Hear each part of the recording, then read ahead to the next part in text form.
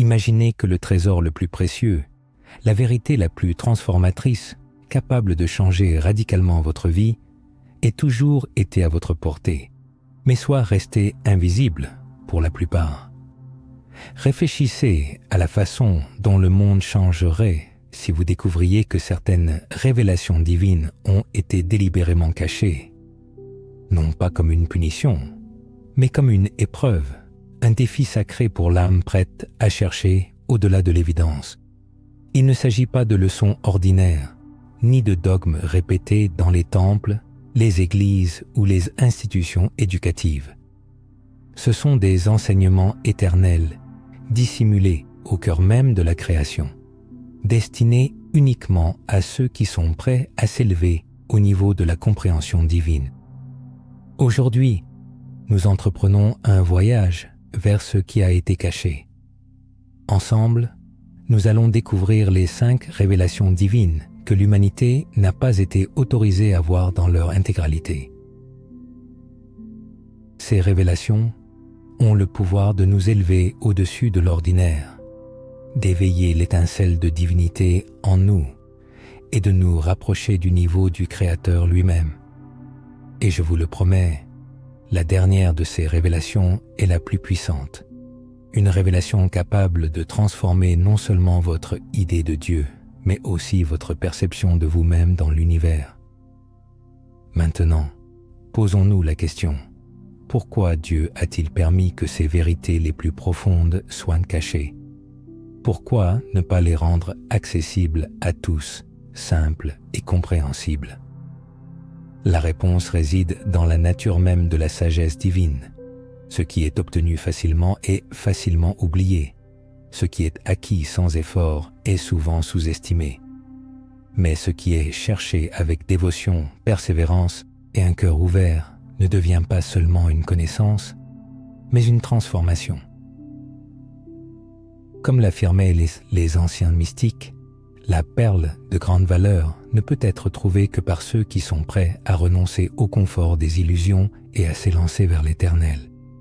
Les révélations divines cachées ont résonné à travers les siècles dans les œuvres des sages, des prophètes et des philosophes. Les textes hermétiques en parlaient en symboles voilés. Des mystiques comme Plotin, Jacob Böhm et Maître Eckhart y faisaient allusion par des métaphores, cherchant à exprimer des vérités qui défient la description verbale. Même les saintes écritures, lues avec une compréhension spirituelle, révèlent des fragments de ces leçons éternelles. Mais leur plénitude a toujours été destinée au chercheur, celui qui ne se contente pas de réponses superficielles, qui aspire à un contact direct avec le divin. Commençons donc par la première de ces révélations cachées. Elle est le fondement sur lequel toutes les autres reposent. Sans elle, les autres ne peuvent être comprises. Cette révélation est simple dans son essence, mais profonde dans ses implications. Dieu ne réside pas à l'extérieur de vous, mais en vous. Le Créateur n'est pas un souverain lointain siégeant sur des nuages, mais la force de vie elle-même qui respire dans votre âme. Vous n'êtes pas séparé de lui par un espace infini, au contraire, il est la racine de votre conscience, l'étincelle au centre de votre être. Pendant des siècles, l'humanité a cru que Dieu était lointain, que nous devions le supplier pour obtenir son attention, et que ce n'est que par l'intermédiaire de médiateurs ou d'institutions que nous pouvions nous en approcher. Mais la vérité est bien plus intime. Saint Augustin a écrit « Dieu est plus proche de moi que moi-même ». Cette affirmation révèle la grandeur de la révélation cachée. Pour atteindre le niveau de Dieu, il faut d'abord réaliser qu'il est déjà en nous. Le voile de la séparation est une illusion, et c'est en levant ce voile que l'âme s'éveille. Dans les profondeurs de la conscience humaine, une étincelle dormante s'éveille. Imaginez, que se passerait-il si vous commenciez à vivre en percevant non pas l'œil vigilant de Dieu, mais son souffle vous pénétrant, sa voix résonnant à travers vos lèvres, ses actions s'accomplissant par vos mains. Comment vos décisions, vos paroles, vos relations changeraient-elles si vous réalisiez que le divin est l'essence de votre existence et que chaque instant est une occasion de manifester sa présence? C'est pourquoi le premier enseignement secret représente une menace pour les pouvoirs en place. Si chaque individu réalisait qu'il porte en lui une étincelle divine, la manipulation par la peur deviendrait impossible. Ni l'Église, ni le système politique ne pourraient asservir une âme consciente de son unité avec Dieu. C'est le début de la libération, la porte vers une connaissance supérieure. Mais il faut se souvenir que ce n'est qu'un premier pas. L'acceptation du principe divin en soi n'est pas une fin, mais le début d'un chemin sacré. Les enseignements suivants élargiront cette conscience, guidant vers l'harmonie de l'esprit, de la volonté et du destin avec l'intelligence infinie qui soutient l'univers. À mesure que nous progresserons, les révélations s'approfondiront, jusqu'à ce que le cinquième enseignement révèle la clé pour atteindre le niveau divin. Restez sur ce chemin en méditant sur la première vérité. Ensemble, en tant que chercheurs de sagesse cachée, nous pénétrerons les mystères gardés pendant des millénaires, et ce qui sera révélé bouleversera votre conception de l'existence. Si le premier enseignement secret affirme que Dieu réside en nous, le second développe cette idée en l'étendant vers l'extérieur. Il déclare que tout ce qui nous entoure, chaque étoile, chaque grain de sable, chaque souffle, est inséparable de Dieu, étant une manifestation de son être infini. Cet enseignement révèle que la création elle-même est le corps de Dieu, et la prise de conscience de cela transforme tout. Pendant des siècles, l'humanité a perçu l'univers comme quelque chose d'extérieur, une scène pour ses vies. Mais les sages savaient que la création n'est pas seulement un décor, mais une incarnation vivante de l'Esprit divin. Le principe hermétique déclare « ce qui est en haut est comme ce qui est en bas, ce qui est à l'intérieur est comme ce qui est à l'extérieur ». Ce ne sont pas de simples belles paroles, mais une affirmation d'une vérité cosmique. La même étincelle divine qui vit dans votre âme se reflète dans les vastes étendues du cosmos. Imaginez, si Dieu est en vous, alors il est aussi en tout le reste. Il n'y a pas de séparation entre le Créateur et la création. L'univers est vivant, sacré et conscient. En regardant les étoiles, vous ne voyez pas un objet étranger, mais le visage infini de Dieu, reflété dans la forme cosmique. Et en vous regardant dans un miroir, vous voyez un microcosme de cette même réalité divine. Ce second enseignement a souvent été caché, car il détruit l'illusion de la séparation. Le pouvoir et les institutions prospèrent sur l'idée que l'humanité est faible, impuissante et coupée du sacré. Mais si nous réalisons que le monde est divin, que chaque arbre, chaque rivière, chaque être porte le souffle de Dieu, alors la révérence ne devient plus un simple rituel, mais une expérience quotidienne. La vie elle-même se transforme en adoration. Nuire à la création, c'est blesser le corps de Dieu, et l'honorer, c'est participer à sa danse éternelle. Chaque être humain devrait se poser la question: comment la vie se transformerait-elle si chaque instant était perçu comme un don sacré? Imaginons traiter un passant aléatoire, un oiseau en vol ou une gorgée d'eau, comme une manifestation du principe divin. Le comportement changerait-il? Y aurait-il plus de révérence, d'humilité et d'amour à chaque pas? Le deuxième enseignement secret appelle à une vie consciente, à un refus de séparer le sacré de l'ordinaire, car en réalité, tout est imprégné de sainteté. Des philosophes, comme Spinoza, y faisaient allusion en affirmant l'identité de Dieu et de la nature. Le poète William Blake exhortait à voir le monde dans un grain de sable et le ciel dans une fleur des champs. Ce ne sont pas de simples belles phrases, mais une tentative voilée de transmettre le deuxième enseignement secret. Toute la réalité est le tissu du divin. Cependant, saisir cette vérité n'est pas si simple. L'esprit humain est habitué à la classification, à la division et à l'opposition. Les gens disent « Dieu est ici et le monde est là. Le sacré est ici et le profane est là. » Mais la sagesse secrète efface ces frontières. La prise de conscience de cela conduit à une nouvelle vision de la vie. Il n'est plus possible de voir les gens comme de simples objets. Il est impossible d'exploiter la nature sans sentir que quelque chose de sacré est blessé. L'être humain commence à vivre en harmonie avec le tout, réalisant que le tout est la présence vivante de Dieu. Imaginons les conséquences de cet enseignement. Si Dieu est présent à la fois en l'homme et en toute chose, alors la distance entre l'homme et l'univers disparaît. Les étoiles au-dessus de nous, la terre sous nos pieds, le battement de notre cœur, tout est interconnecté. Et cette interconnexion n'est pas métaphorique, elle est réelle. La physique quantique commence à confirmer cette vérité mystique, suggérant que toutes les choses sont liées de manière encore à comprendre.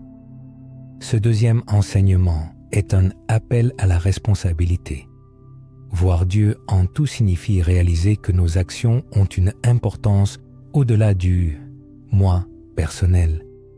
Chaque mot, pensée et acte génère des vagues qui traversent le corps divin de la création.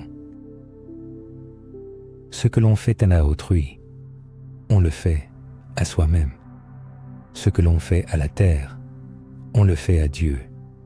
C'est pourquoi Jésus a dit « Ce que vous avez fait à l'un de ces plus petits de mes frères, c'est à moi que vous l'avez fait. » Il ne parlait pas, métaphoriquement, mais révélait cet enseignement secret. Mais il ne faut pas s'arrêter là. Le deuxième enseignement n'est pas une fin en soi, mais seulement une étape supplémentaire sur le chemin. Il révèle l'unité de Dieu dans la création, mais il prépare aussi au troisième enseignement secret, qui dévoile la véritable puissance de l'esprit et de la volonté humaine. Si Dieu réside en l'homme, et si l'univers lui-même est son corps, quel rôle l'homme joue-t-il alors dans la formation de la réalité? Est-il un simple observateur ou un co-créateur avec Dieu? Le troisième enseignement secret révélera un pouvoir divin que l'humanité a longtemps oublié. Un pouvoir que les détenteurs de l'autorité ont cherché à étouffer, car il libère l'âme de la dépendance et éveille la capacité de façonner son propre destin. Cet enseignement est la clé qui ouvre le potentiel divin dormant en chaque être humain, et en le connaissant, l'homme ne se verra plus jamais, ni le monde, de la même manière. Poursuivons donc notre voyage vers le troisième enseignement secret, une révélation destinée à éveiller en vous la conscience d'un rôle actif dans la réalisation du dessein divin. Si le premier enseignement nous a révélé la présence de Dieu en chacun de nous, et le second a présenté la création comme le corps vivant de Dieu, le troisième enseignement nous transporte dans une sphère qui change radicalement notre perception de nous-mêmes. Il affirme « L'esprit et la volonté humains ne sont pas de simples facultés, mais des instruments divins, l'écho de la puissance du Créateur lui-même. » Réfléchissez un instant. Si Dieu a créé l'univers par la pensée, la parole et la volonté, que signifie le fait que nous, créés à son image, soyons également dotés de ces instruments? Ce n'est pas une coïncidence, mais un dessein. Les outils même de la création nous ont été donnés, mais leur véritable potentiel est caché sous le voile de l'ignorance et de la peur. Car si l'humanité réalisait la puissance créatrice de son esprit, rien ne resterait impossible. C'est pourquoi, dans de nombreuses traditions, l'esprit est considéré à la fois comme le plus grand des dons et le plus grand des dangers. Les anciens textes hermétiques affirment « Tout est esprit, l'univers est mental ». Cela signifie que la réalité elle-même est façonnée par la conscience. La science moderne commence à confirmer cette idée, suggérant que l'observation elle-même influence la réalité au niveau quantique. Les mystiques le savaient bien avant que la physique ne lui donne un nom. Le troisième enseignement secret stipule « Nos pensées ne sont pas de simples images passives, mais des graines de création. Nos paroles ne sont pas des sons vides, mais des vibrations capables de modifier le monde qui nous entoure. Notre volonté n'est pas un faible effort, mais une étincelle de la volonté divine, capable de déplacer des montagnes lorsqu'elle est en accord avec la vérité. Mais la question se pose, si cela est vrai, pourquoi la plupart des gens se sentent-ils impuissants? Pourquoi vivons-nous comme si nos vies étaient déterminées par le destin, le hasard ou des forces échappant à notre contrôle? La réponse est que l'humanité a été éduquée à oublier. Dès l'enfance, on nous apprend à croire à la fugacité de nos pensées, à la nature fantastique de notre imagination et à l'aspect illusoire de nos rêves. On nous dit de réprimer nos sentiments, de nous soumettre aux autorités et de douter de notre propre force intérieure. Ce faisant, nous renonçons au don divin qui nous a été accordé, mais cet enseignement n'a pas été effacé, il est seulement caché, et pour ceux qui oseront s'éveiller, il est toujours là, attendant d'être reconnu. Rappelez-vous les paroles de Jésus. Si vous avez de la foi comme un grain de moutarde, vous direz à cette montagne, « Déplace-toi d'ici là-bas », et elle se déplacera. Était une simple métaphore ou une révélation de l'enseignement secret selon lequel la pensée, la foi et la volonté, unies à Dieu, peuvent transformer la réalité elle-même. Et si nous croyons réellement que notre conscience n'est pas enfermée dans notre crâne, mais qu'elle est une extension de l'Esprit divin, interagissant avec l'univers à chaque instant, réfléchissez à votre vie. Combien de fois vos pensées ont-elles façonné votre réalité, même sans que vous en ayez conscience? Avez-vous déjà remarqué comment les peurs qui vous hantent semblent s'attirer magnétiquement dans votre vie, devenant une partie de votre expérience? Ou comment une foi et une certitude inébranlable en quelque chose se matérialisent miraculeusement dans la réalité? Ce n'est pas une simple coïncidence. C'est la manifestation du troisième enseignement secret qui agit dans nos vies, que nous en soyons conscients ou non.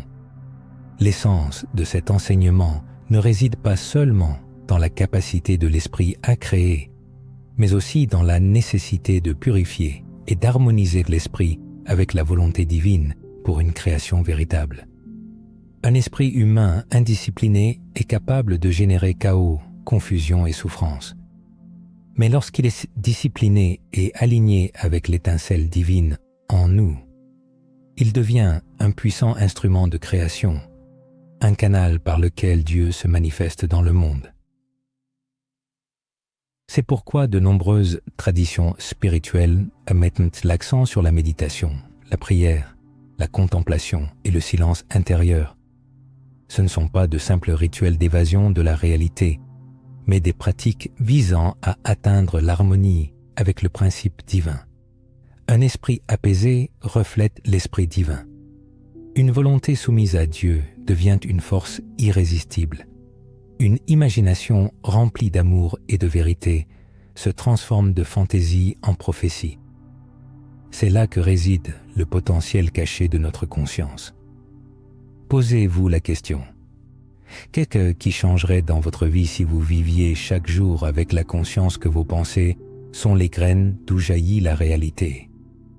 Vous laisserez-vous sombrer dans les peurs, les rancœurs et le désespoir?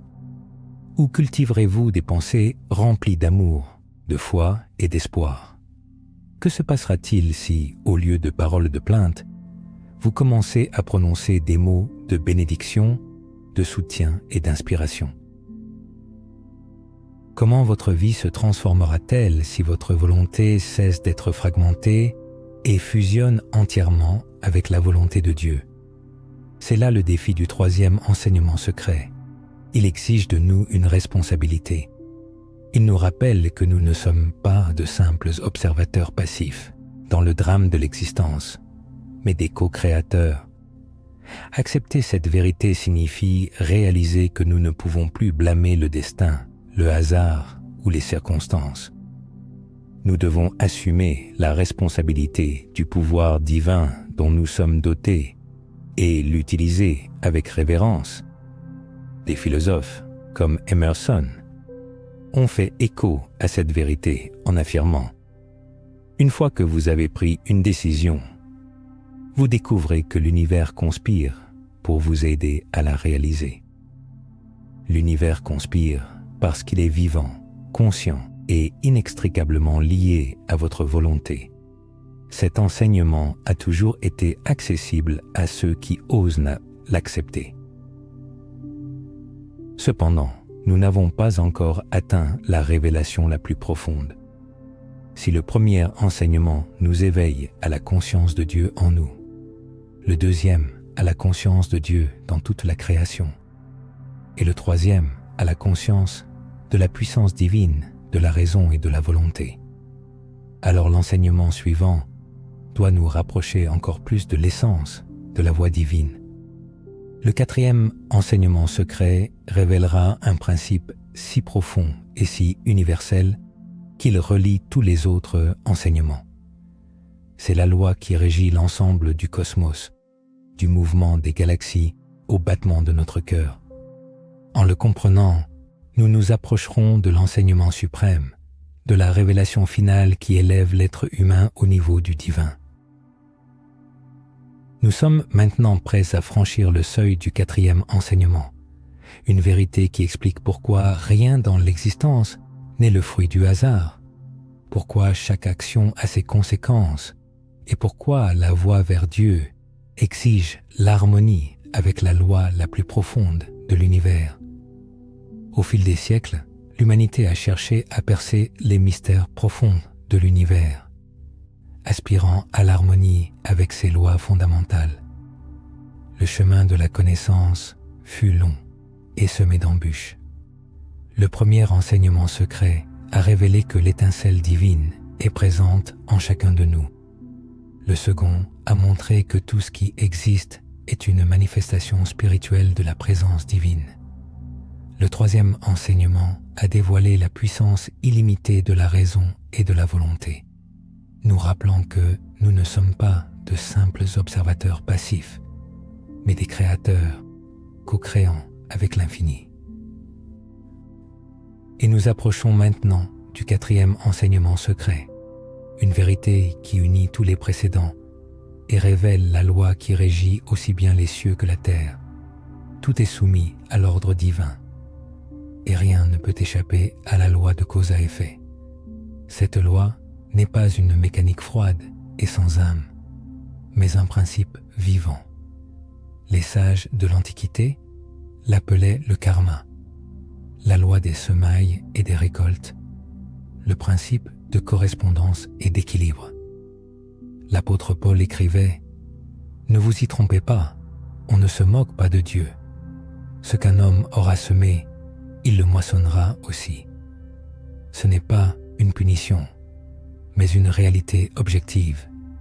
L'univers est vivant, intelligent et précis. Chaque pensée, chaque parole, chaque action génère une onde dans le tissu de l'univers.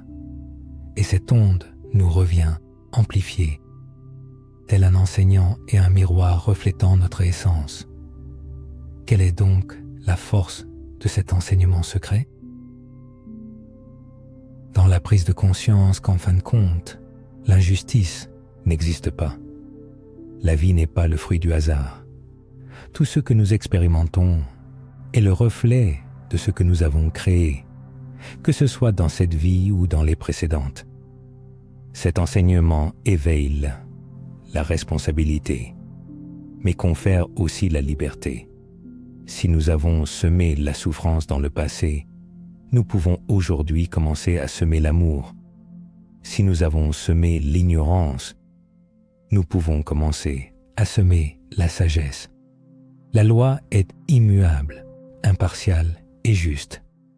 Elle ne fait aucune distinction entre les rois et les mendiants, les sages et les fous. Elle reflète simplement la vérité de nos choix. Imaginez votre vie comme un jardin. Chaque pensée est une graine, chaque parole est de l'eau, chaque action est la lumière du soleil. Ce qui poussera dans ce jardin demain dépend de ce que nous plantons aujourd'hui. Souvent, nous vivons inconsciemment, dispersant des graines de peur, de colère et de ressentiment. Puis nous nous étonnons quand elles nous reviennent sous forme de tempête. Mais, éveillés à l'enseignement secret, nous comprenons que nous pouvons cultiver notre jardin en pleine conscience. Nous pouvons planter des graines de gentillesse, de foi et de création, et elles fleuriront, apportant des bénédictions non seulement à nous, mais aussi à tous ceux que nous rencontrons sur notre chemin. Posez-vous la question, que semons-nous chaque jour?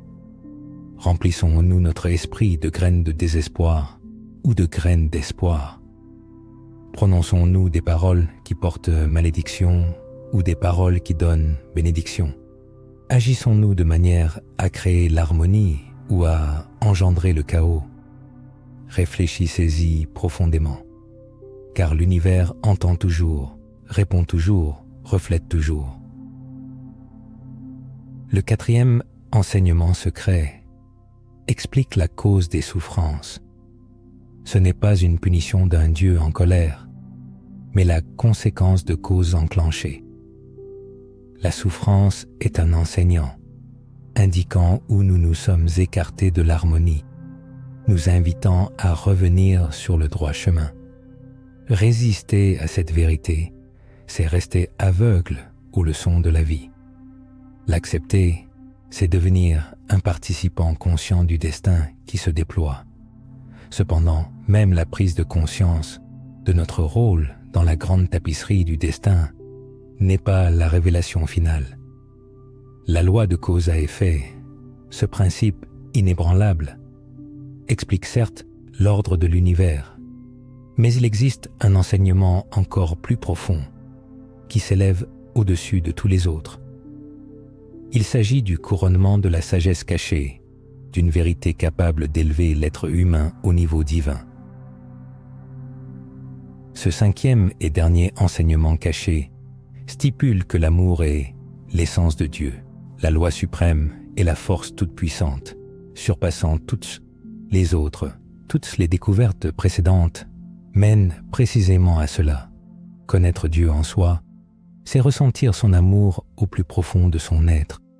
Le voir dans la création, c'est aimer toute chose existante comme sacrée. Posséder la force de la raison et de la volonté, c'est les diriger au service de l'amour. Comprendre la loi de cause à effet, c'est prendre conscience que seul l'amour est capable de semer les graines qui germeront dans l'éternité. L'amour n'est pas seulement un sentiment éphémère, c'est la substance même de Dieu, une force universelle qui maintient l'harmonie de l'univers, l'énergie qui lie les galaxies et résonne dans le cœur humain. Les mystiques de tous les temps et de toutes les nations s'accordent sur cette affirmation. L'apôtre Jean proclamait « Dieu est amour, et celui qui demeure dans l'amour demeure Dieu, demeure en Dieu et Dieu en lui. » Le poète soufi Rumi écrivait « L'amour est le pont entre toi et tout ce qui existe ».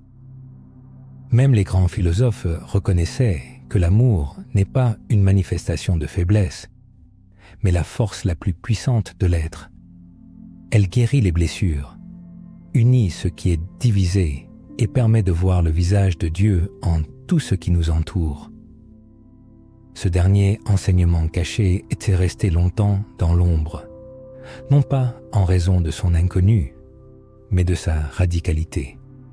Il suffit d'imaginer un monde où chaque âme vivrait en accord avec la vérité de l'amour comme loi suprême. Dans un tel monde, les guerres cesseraient, l'oppression disparaîtrait, et les notions illusoires de pouvoir s'effondreraient. Ceux qui tirent profit de la peur, de la division et du contrôle n'auraient jamais permis qu'un tel enseignement prospère ouvertement. Et pourtant, il a survécu, transmis par des chuchotements, gardés dans le cœur des mystiques, dans les recoins secrets des écritures anciennes, attendant ceux qui sont prêts à l'accepter. Et maintenant, il vous est révélé.